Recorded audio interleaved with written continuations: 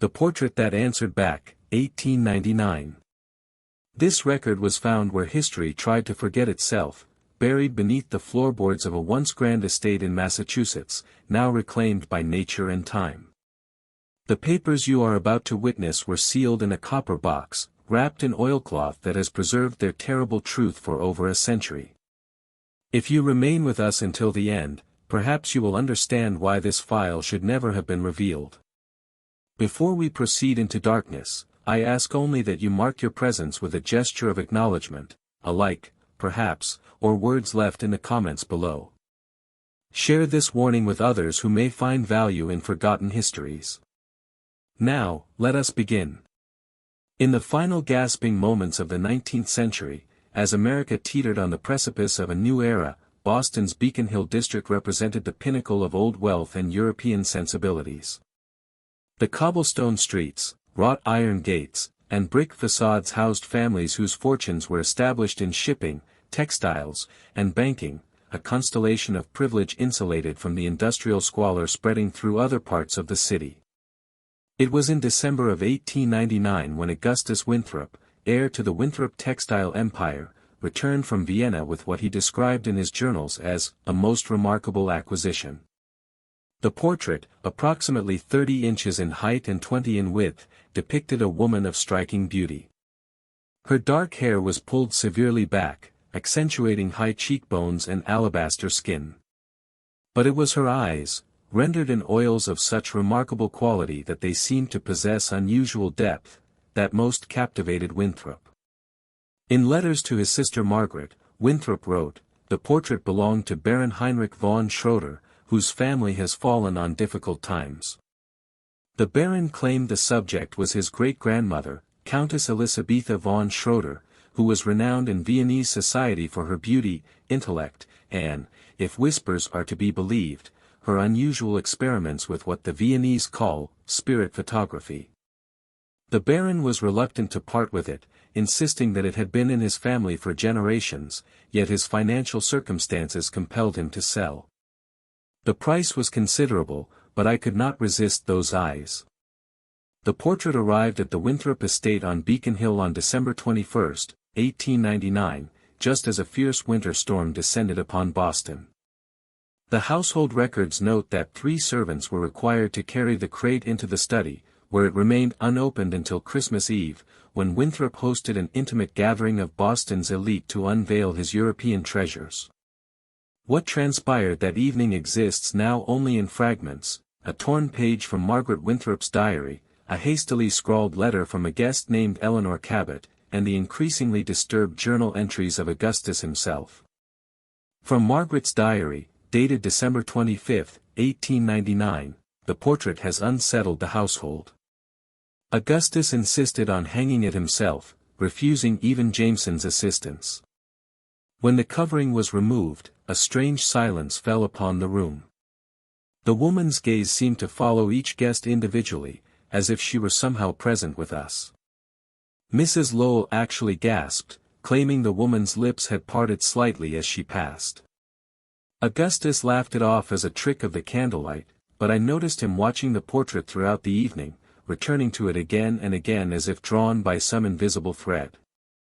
The Boston weather records indicate that the winter of 1899 to 1900 was unusually severe. Heavy snowfall isolated the city's wealthier districts for weeks at a time. It was during this period of enforced seclusion that Augustus Winthrop began to notice what he described as certain alterations in the portrait. His journal entry from January 17, 1900 reads, "I have taken to covering the portrait at night. Twice now I have entered the study at dawn to find the covering on the floor, though no windows were open and no one admits to entering the room. More disturbing still is my growing conviction that the expression has changed. The slight smile that first attracted me to the painting seems to have deepened. I have examined the canvas carefully for signs of deterioration or damage that might account for this change, but the oils remain pristine. I find myself avoiding her gaze, yet drawn to study her features each morning, cataloguing minute shifts that logic insists cannot exist." As winter's grip on Boston tightened, so too did the portrait's apparent hold on Augustus Winthrop. His journal entries become more frequent, more agitated. He began to record the precise position of the portrait each night before retiring and each morning upon rising, noting discrepancies that his rational mind struggled to explain. From a letter written by household cook Mrs. Adelaide Porter to her sister in Providence, dated February 2, 1900, the master has become quite strange about the painting in his study. He speaks to it when he thinks no one is listening. Yesterday, I brought him his afternoon tea and found him standing before it, whispering.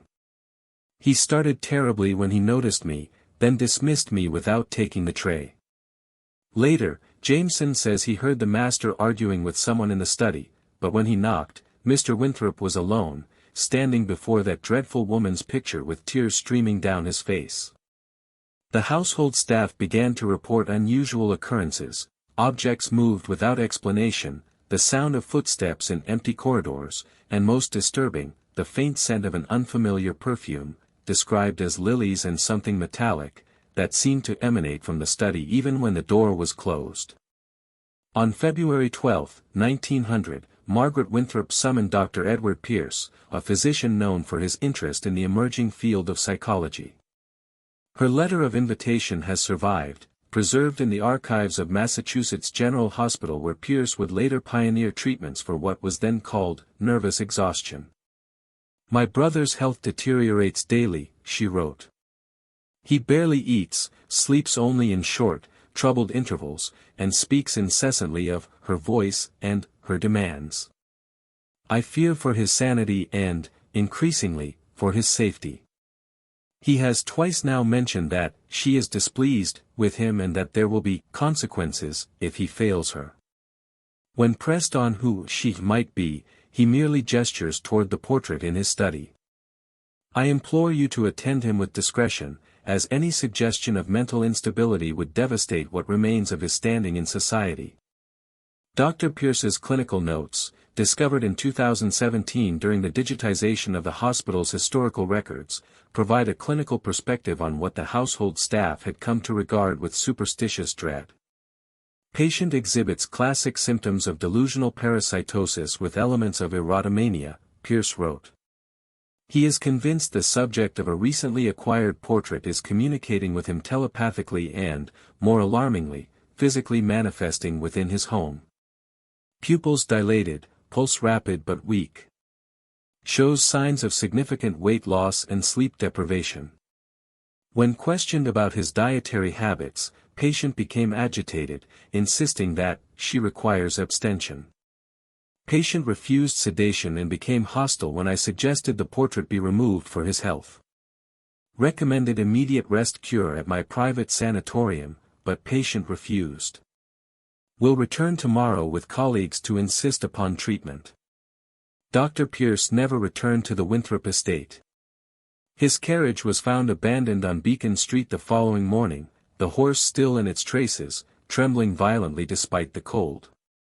Pierce himself was discovered 3 days later, wandering near the Boston harbor, his clothing soaked and frozen, his mind seemingly fractured.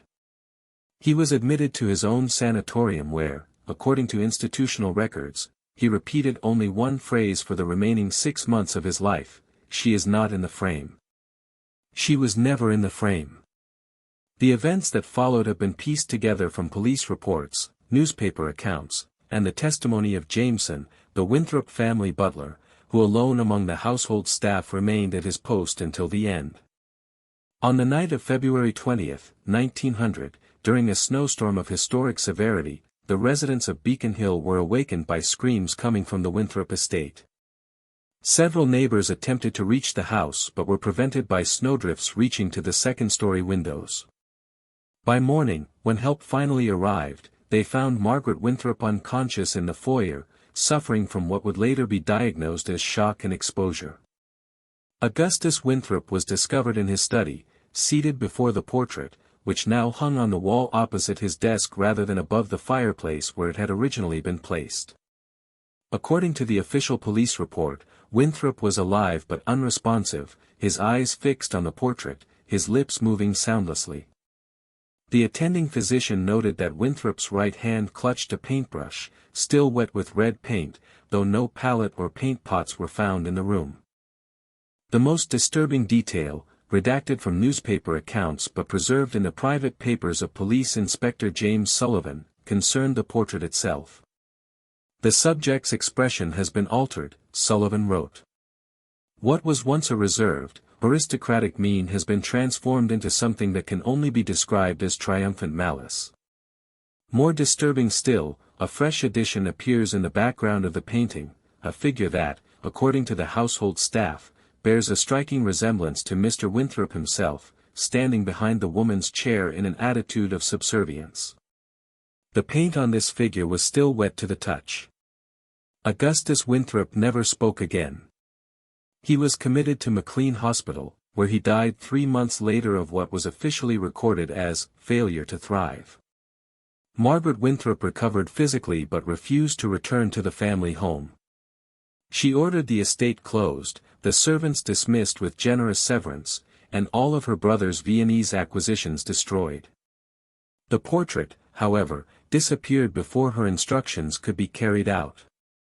Jameson, in a sworn statement to the Boston police, insisted that the painting was present when he locked the study door on the morning after the incident, but when officials returned that afternoon with explicit orders to remove and burn it, the frame hung empty on the wall. No trace of the canvas was ever found. Here, the official record ends. The Winthrop estate remained abandoned for nearly a decade before being sold to a railroad magnate who had it extensively renovated, removing all trace of the previous owners. The story of the portrait might have been forgotten entirely, relegated to the dusty archives of Boston's more sensationalist newspapers, had it not resurfaced in the most unexpected of locations. In 1927, almost 3 decades after the Winthrop incident, a fire broke out in a small art gallery in Providence, Rhode Island. As firefighters battled the blaze, one of them, Michael Collins, reported seeing a portrait of a dark-haired woman in Victorian dress that seemed untouched by the flames surrounding it. According to Collins' account, preserved in the Providence Fire Department records, the woman seemed to be smiling at the destruction around her. I swear on my mother's grave, as I watched, she turned her head slightly toward me, and her lips moved as if speaking. The next moment, the ceiling collapsed, and when we eventually cleared the debris, we found no trace of such a painting, though several empty frames remained relatively intact. Collins' testimony was dismissed as the product of smoke inhalation and exhaustion. Yet it bears a striking similarity to an account from 1915, when a wealthy Chicago collector named Frederick Ambrose reported to police that a recently acquired portrait of a Viennese noblewoman had been stolen from his home, despite no signs of forced entry and an alarm system that remained armed. In his police statement, Ambrose mentioned that the night before the theft, he had awakened to find himself standing before the portrait, though he had no memory of leaving his bed. The woman was different, he stated. When I purchased it, her expression was severe, almost judgmental. But that night, she was smiling at me with what I can only describe as anticipation. These incidents, separated by time and geography, might seem unrelated were it not for one connecting thread. In both cases, witnesses reported seeing a male figure in the background of the portrait, a figure that was not present when the paintings were acquired. The descriptions of this figure, though vague, consistently mention a well-dressed gentleman with the bearing of old Boston money. In 1943, during the height of World War II, an intelligence officer named Major Robert Winthrop, a distant cousin of Augustus, was tasked with recovering art looted by Nazi officers. Among the inventories he discovered was a reference to Portrait of Countess von Schroeder with attendant, attributed to an unknown Viennese artist and listed as acquired from American sources, 1901. The notation included a comment in German that translates roughly to subject requires specific environmental conditions, observe caution during transportation. Major Winthrop, familiar with his family's history, requested permission to track this specific piece. His request was denied. He subsequently went absent without leave for 6 weeks, eventually turning himself in at the American Embassy in Switzerland. Court-martial records indicate that Winthrop refused to explain his actions except to say, "Some legacies must be interrupted." He was discharged dishonorably but avoided imprisonment, returning to the United States where he established a small foundation dedicated to the identification and neutralization of aesthetically transmitted mimetic hazards, a phrase that appears in several fringe art conservation journals of the 1950s and 60s. The Winthrop Foundation operated in obscurity until 1972, when it was dissolved following Robert Winthrop's death.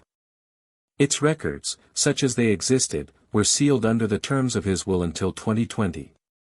When finally opened, researchers found mostly blank pages, save for a single notation on the Foundation's letterhead that read simply, "We contain her still. The frame holds. May it last another century." The final documented appearance of what may have been the Winthrop portrait occurred in 1989, when an art restorer in Seattle reported strange anomalies in a painting brought to him by an anonymous client. His detailed notes describe a portrait of a stern Victorian woman, whose features seemed to shift subtly under different lighting conditions.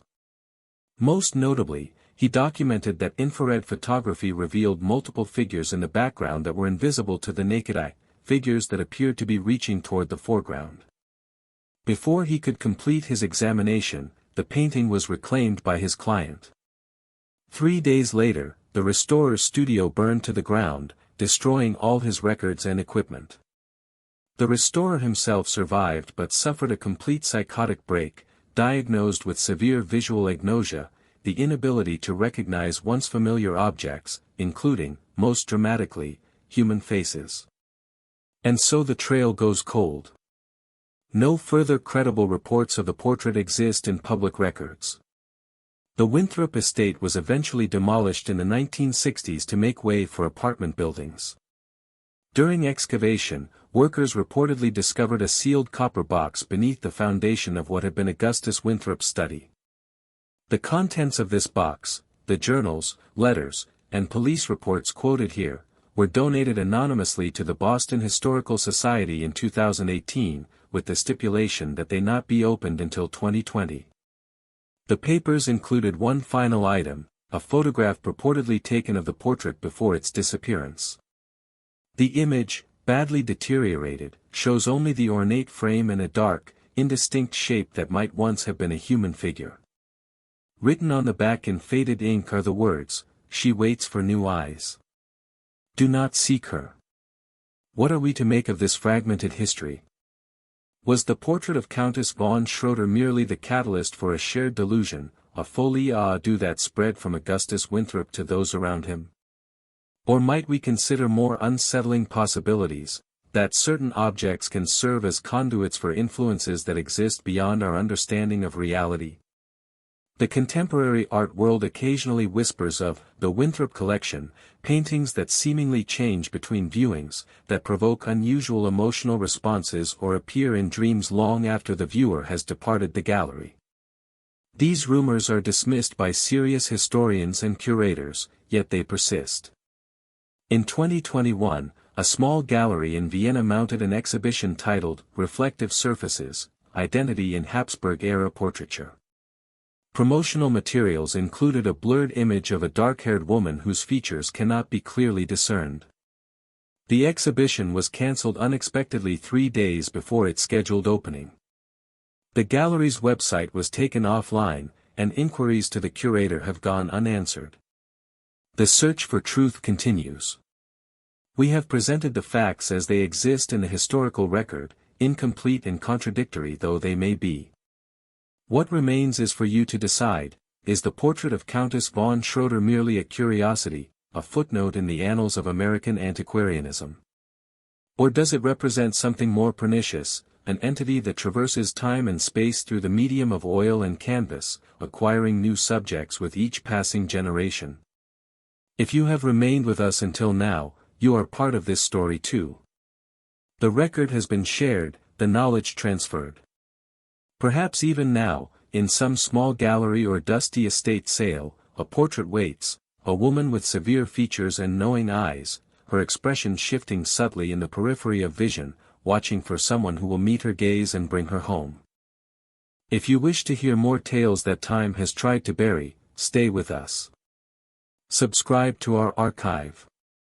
Leave a comment below with your own encounters with objects that should not be. Share this warning with others who might be drawn to beautiful, dangerous things. The next file may already be searching for you, calling through the static of forgotten history, waiting for you to listen. Remember, some portraits are not content to be merely observed. Some portraits answer back. And in their response lies a terrible invitation, one that, once accepted, can never be rescinded. Until next time, keep your walls bare and your eyes averted. The frame may be empty, but the subject remains.